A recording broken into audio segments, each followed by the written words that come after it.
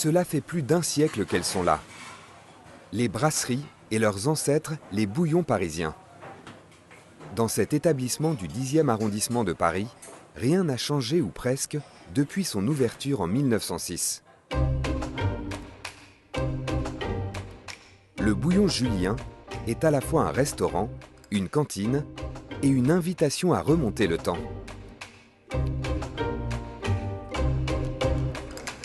Moi, je suis fan de Art Nouveau et de ce genre d'ambiance un petit peu vintage et rétro. Donc pour moi, c'était vraiment un endroit idéal pour dîner en fait.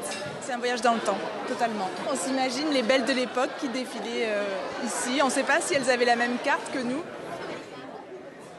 En un siècle d'existence, ce restaurant n'a pas changé la recette qui a fait son succès. Proposer aux clients du beau, bon et pas cher.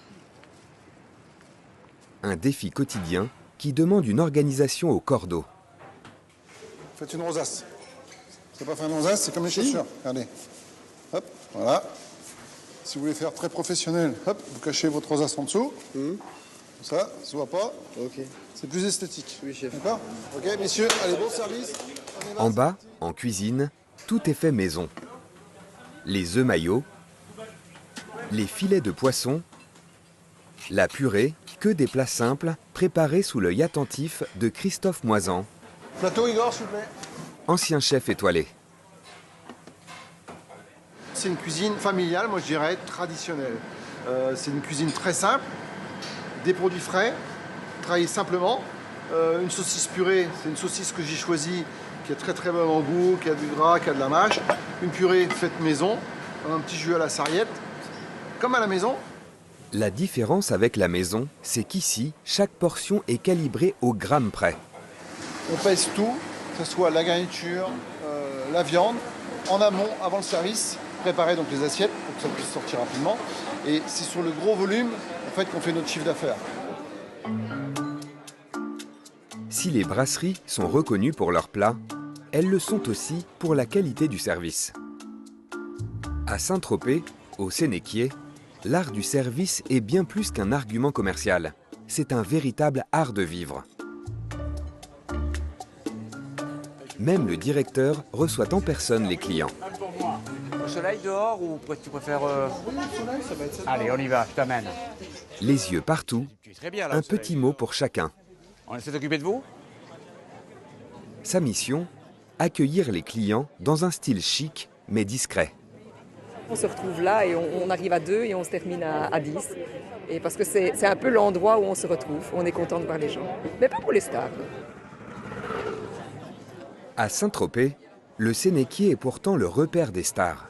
Une véritable attraction pour les habitants et touristes qui parfois peut tourner à l'émeute. Alors pour protéger ses clients privilégiés, le patron n'hésite pas à les aider à s'échapper discrètement. On tourne à gauche. Et là, voilà la porte dérobée. Voilà, on s'en va par ici. Les stars prennent ce chemin-là. On a exfiltré aussi Karl Lagerfeld à chaque fois.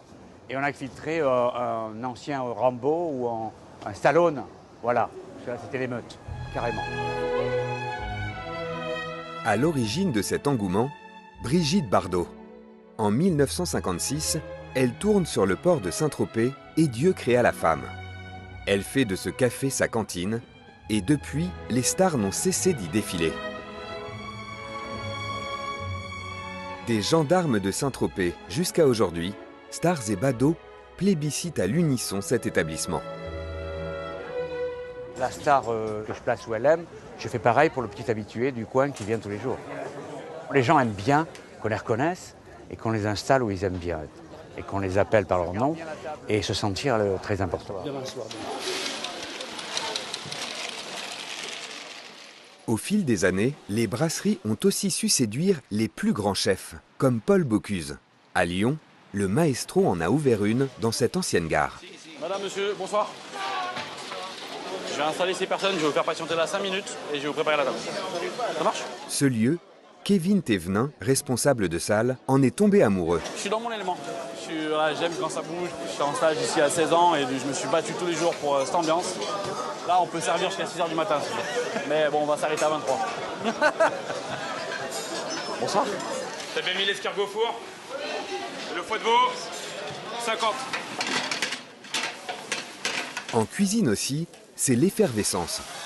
En 5 et en 2. Une touche gastronomique dans les assiettes et dans le service. La cuisine est entièrement ouverte sur la salle. Le chef William est au centre de la scène. C'est festif. On est au théâtre un peu là. Ouais, on joue la comédie, on essaye. Voilà. Gastronomique, chic ou populaire, en un siècle d'existence, les brasseries n'ont pas perdu une ride et se sont imposées comme un indémodable de la gastronomie française.